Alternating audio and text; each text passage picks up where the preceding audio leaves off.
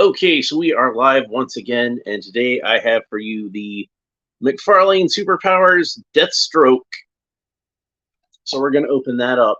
Yeah, I'm up at like 8:30 in the morning again because I just cannot get to sleep. Like I tried to lie down and go to sleep, it just wasn't happening. So here's some other things I'm working on.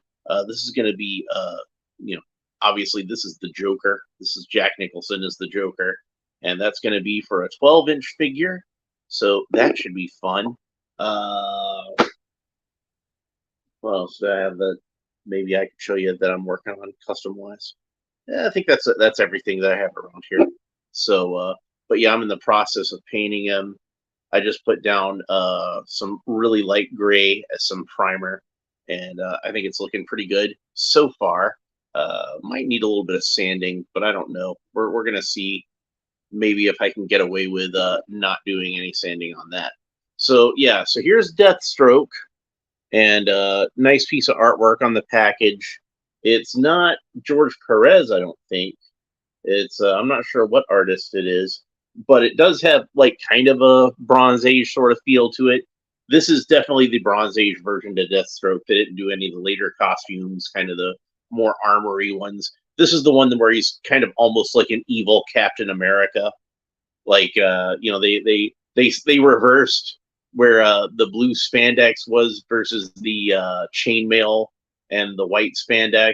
So he's got chainmail on the lower part of his arms and his abs and his tights, and the top part is just spandex. So, but but yeah, they were definitely trying to make him look like an evil Captain America, which is kind of what this character is. He's a super soldier and he's a bad guy, and he's a mercenary who goes after the Teen Titans, and there's other things about him that are bad that I don't really want to talk about on YouTube.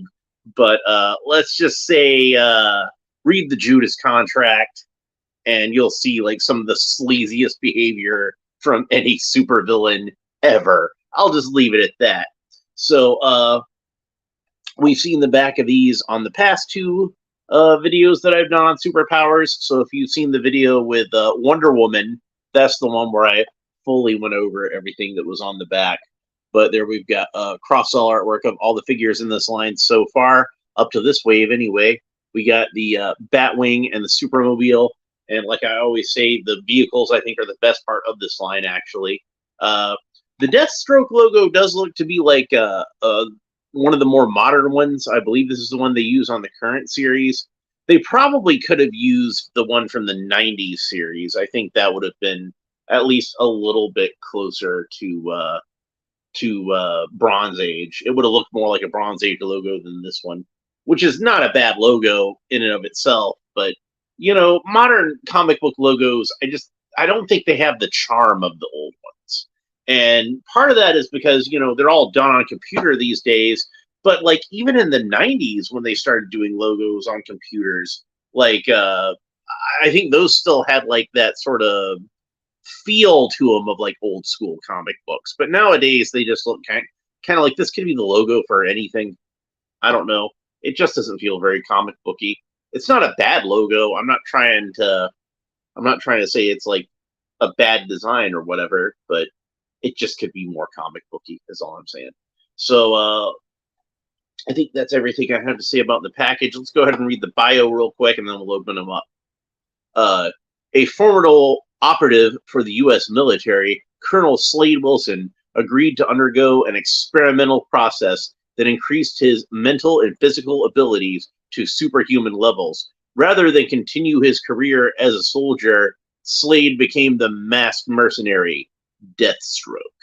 So in the comics originally he was called the Terminator, but they made this movie you might have heard of with Arnold Schwarzenegger in it called The Terminator. So they wound up calling him Deathstroke instead to, you know, kind of avoid confusion, I suppose. but but yeah, in the comics there was this thing about like how you know, humans supposedly only use 10% of their brains, and he's able to use like, you know, the entire capacity of his brain or something like that. Maybe it's like 80% of his brain capacity. But the thing is like that's kind of a pseudoscience kind of thing, and in actuality, you do use all of your brain, just not all at the same time, and not all for various parts of it. Some of them just control like functions like breathing and reflexes and stuff like that. So yeah, that's they don't go into too much detail about that on the bio on the back, thankfully. So I'm gonna put those together. I don't know where I put the rest of the packaging cards that my my superpowers came with, but I'll find the rest of them eventually. But I'm still holding on to these. So Deathstroke comes with one accessory, which is a sword, and it's a really cool looking sword, but it's made out of a very fluby material. Like look how easily that flexes. So I do not like that. That is not how an accessory would have been in the 80s. What I think they probably would have done in the 80s is molded this out of nylon, and it would have been unpainted. It would have just been like a plain nylon molded sword. It would have been either yellow or silver. It wouldn't have had any paint on it whatsoever. Maybe gray or black or something like that, but it would have been all one color, which is the point I'm getting to. No rubber bands or anything holding Deathstroke into the package, so we're able to get them out quite easily. This bandolier appears to be a separate piece, but it's not loose enough from the figure to move it around or anything, so it seems like it's glued on fairly sturdily, and especially at the back. So it looks like that's where it actually kind of pegs in, is at the back. I could be mistaken about that. But I was hoping it would be at least be loose enough. Maybe I could fit the sword in there and he could hold it in there for storage. He does not come with a gun, which Deathstroke often comes with a gun in the comics, but he didn't come with a gun in the figure because, again, DC's weird about their characters coming with guns these days. Even characters that it makes sense for them to come with a gun, they don't have them come with a gun. So he's got the standard sort of superpowers articulation. The head rotates all the way around. The arms rotate all the way around. I left his head backwards. So yeah, the arms rotate all the way around. Legs go up about that far. Knee bends about that far. So good range of motion on the knees. And they go back about that far. So that's the range of motion on the legs. So let's go ahead and put the sword in his hand, which hopefully won't give me too much of a hard time, even though it's this soft, very soft plastic. I'm going to try to pry his hand open a little bit. And there we go. The sword fit in there rather snugly. So, but it's just fluby.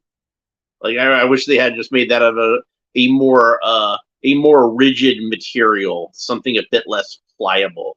Like you don't want Deathstroke to have like a fluby sword. That's just embarrassing. It's like I know you're an older guy, but there's pills for that. I say that I'm probably about Deathstroke's age by now. Comic characters don't really get older the same way we do. So, like, I started reading New Teen Titans. I was younger than Robin, and now I'm probably older than Deathstroke. He's probably like a guy, like actually more like in his mid-30s, come to think of it. Probably closer to Batman's age. Probably a little bit older than Batman. So here he is with his arch nemesis, Nightwing.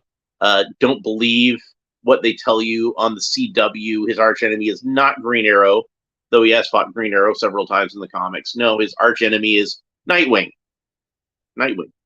So yeah, they look pretty cool together. Even though, like I said, this is an '80s version of Deathstroke, and this is a more modern version. I'd say at least like late '90s, even later than that. This is like a rebirth kind of Dick Grayson, but it could pass for a '90s one. But they still look good together, I think. You can still have like the old school Deathstroke fight the newer Nightwing. It still works. You can have him fight Batman, like in that Ben Affleck movie that should have been made instead of the crappy Robert Pattinson one. There we go. I remember to make fun of Robert Pattinson in this video. Don't worry. There's going to be more Robert Pattinson Batman content coming soon. For those of you who enjoy watching me throw action figures across the room, I'm going to have some more. So we'll get on that.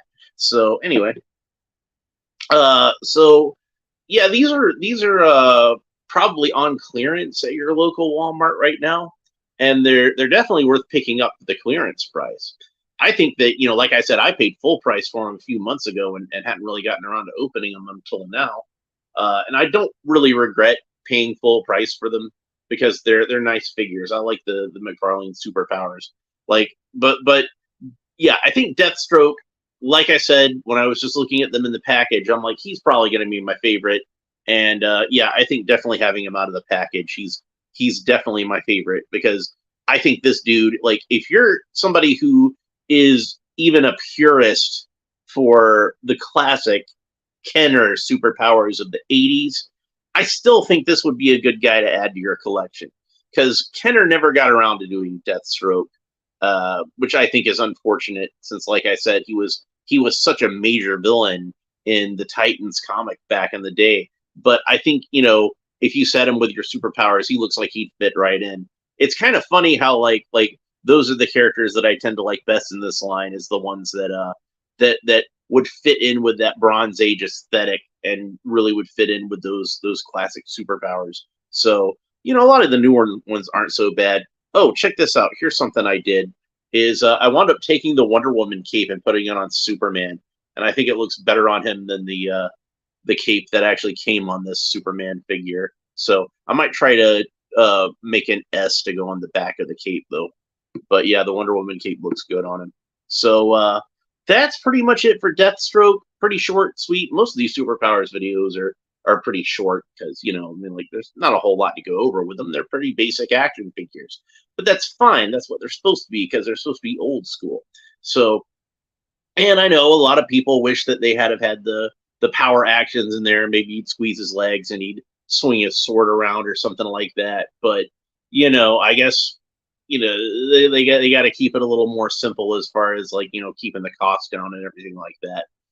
These are pretty affordable action figures, and I know they're not Walmart exclusives anymore, and they've got a wave up on Amazon, and that seems to be like the kind of thing that happens when one of these lines dies down. But I hope they keep it going. I would like to see the superpowers line keep going until, like, they cover every DC character. That'd be really cool, even like the newer ones. So, but especially like Bronze Age era characters, I think would be the best. Oh, and they should do the Justice Society, because that was another one where it's like they just didn't do enough Justice Society characters back in the day.